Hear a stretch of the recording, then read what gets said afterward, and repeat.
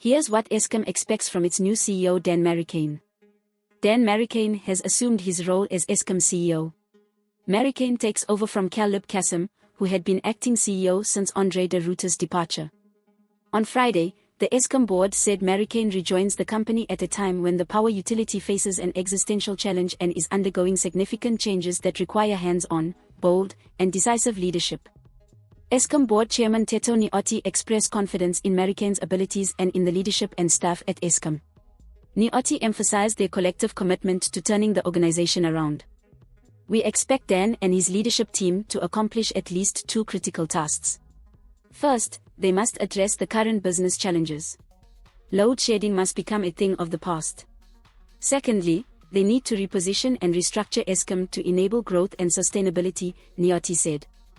As Marokane takes the reins, the Eskom board asked him to prioritize several critical areas in the first 100 days in office.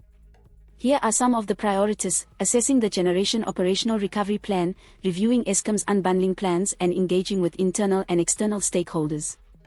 Ncwane said the first 100 days are crucial for helping him gain necessary insights about Eskom and the industry. Please subscribe for more news updates. This is Leah for the South African.